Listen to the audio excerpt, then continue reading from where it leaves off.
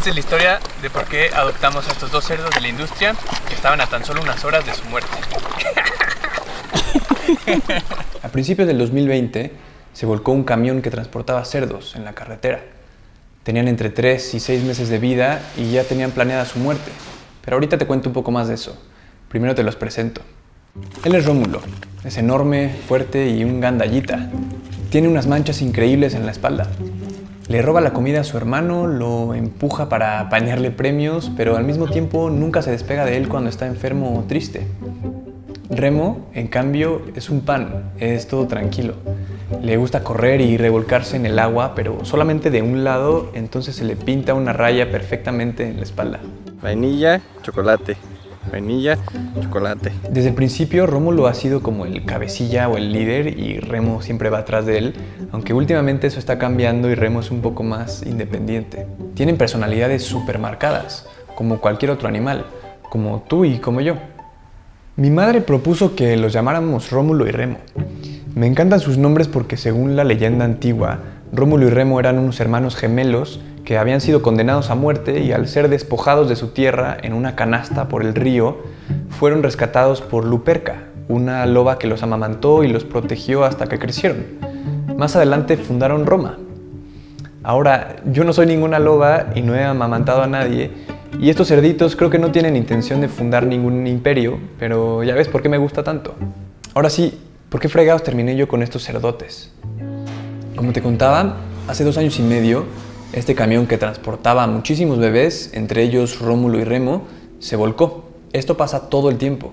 De hecho, volvió a pasar hace un par de días y fue un evento tristísimo. Estos camiones transportan alrededor de 200 animales de un estado a otro en plena luz del día. Tal vez los has visto en alguna carretera y has sentido raro de verlos ahí. Un grupo increíble de activistas se lanzó al lugar del accidente y logró negociar la liberación de 16 individuos. Sobrevivieron 10. Me enteré de todo esto porque la comunidad de activistas estaba buscando fondos, ayuda, comida, para que estos bebés, quienes eran considerados activos de una empresa, pudieran encontrar un mejor hogar. Me lancé con otra activista a un mercado y compramos avena, lechuga, un poco de fruta y otras verduras. En ese momento ni siquiera sabía que comía un cerdo. Cuando llegué, habían 10 cerdos golpeados y asustados en la cochera de una casa. Fue la primera vez que vi animales de esta especie en libertad y me sentí muy extraño. Ya había ido a un par de vigilias. Estas acciones donde personas esperan afuera de un rastro con la esperanza de que los camioneros se frenen por un minuto y los animales puedan recibir agua, un papacho y cualquier tipo de afecto antes de seguir a su destino final. Pero mi interacción con ellos siempre había sido a través de los barrotes de un camión que tristemente siempre llegaba al matadero, sin poder evitarlo.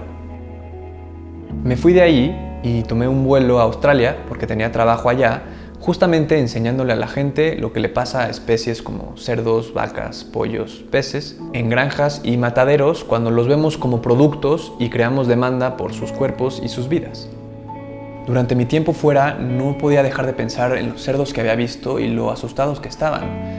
Me acordé de cuando vi documentales como Earthlings o Dominion o Matadero, que de hecho este último fue filmado en México, y me acuerdo que las escenas de los cerdos siempre me rompieron el corazón. Pensaba, y todavía pienso hoy, que nadie merece pasar por eso.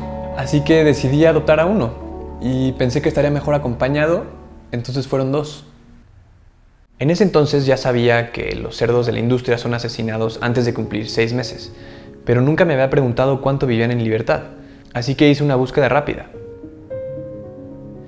Así es, de 15 a 20 años. En ese segundo me cayó el 20 que había creado un compromiso a muy largo plazo que me emocionaba muchísimo hacer.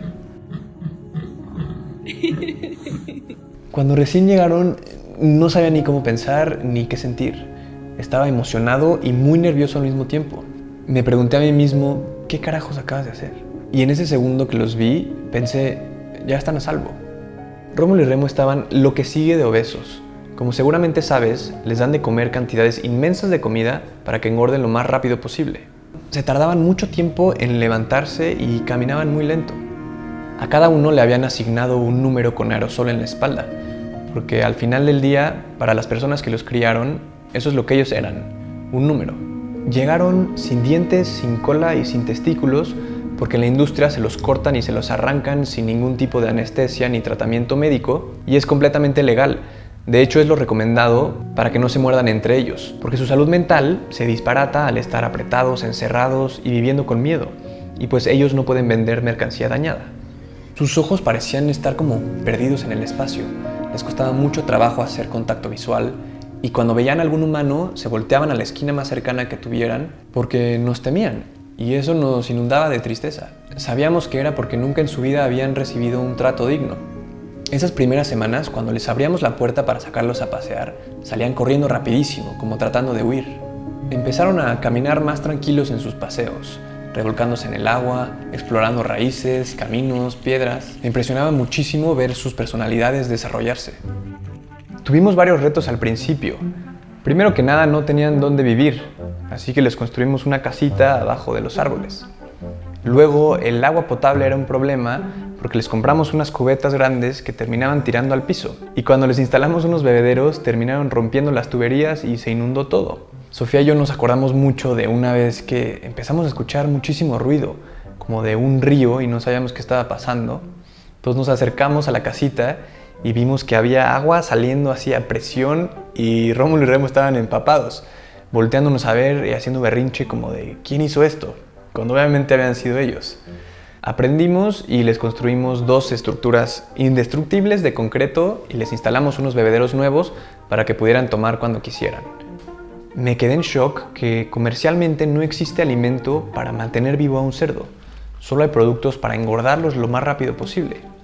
Así que ideamos una mezcla de cereales y granos y un poquito de alimento de la industria para que estén sanos y salvos. Agregamos unas pacas de alfalfa y además les damos mucha fruta y verdura, porque en realidad devoran todo.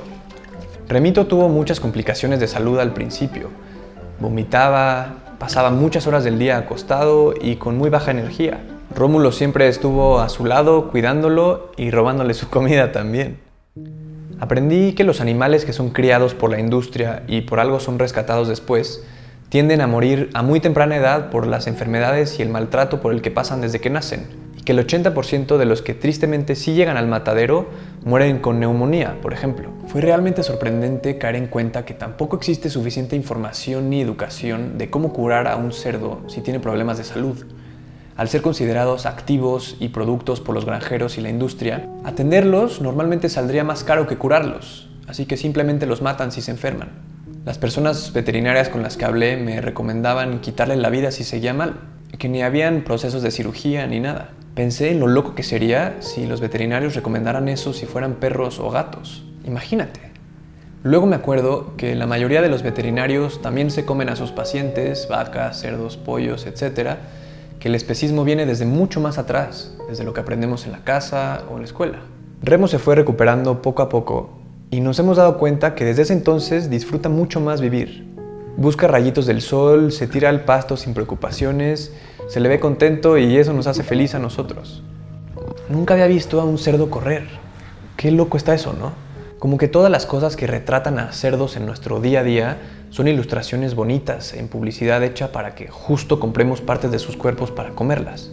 De repente hasta hay logos de un cerdito todo feliz con un mandil en una olla dándole vueltas al aceite para cocinar su propia carne. Y ninguno de esos logos felices podría estar más alejado de la realidad. Por favor, tomemos un segundo para ver lo ridículo que es esto. Hoy están muy contentos. Comen un sinfín de cosas, excepto por cáscaras de cítricos que no les gustan. Les encantan los mangos, las sandías, los plátanos y no le dicen que no a casi nada.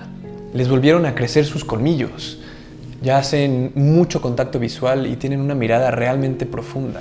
Se revuelcan, corren, se rascan y viven libres como todos los animales de esta tierra merecemos vivir.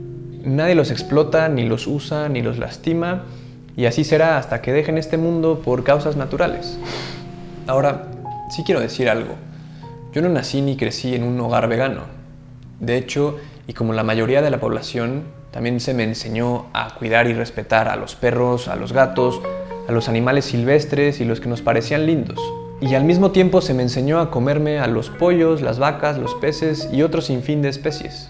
Mi desconexión era tan real y tan profunda que hace unos años en un viaje a Nepal, por ejemplo, Alimenté a un elefante después de haberme dado un paseo encima de él y usarlo como un coche para poder ver a otros animales silvestres. Y en otro viaje, comí del cuerpo de una ballena en un restaurante en Islandia porque pensaba que era algo exótico, nuevo, emocionante y parte de la cultura local de la cual yo estaba aprendiendo. Pensé que también sería una gran historia, pero nunca pensé más allá de la superficie.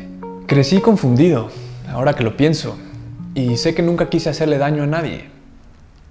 Haber estado cuidando y observando a Rómulo y a Remo estos últimos años me ha ayudado a reconfirmarme por una 10.000.000 vez que todos los animales de esta tierra queremos vivir felices y que no tengo ningún derecho a lastimarlos ni a pagarle a alguien más para que les quite la vida cuando no es necesario.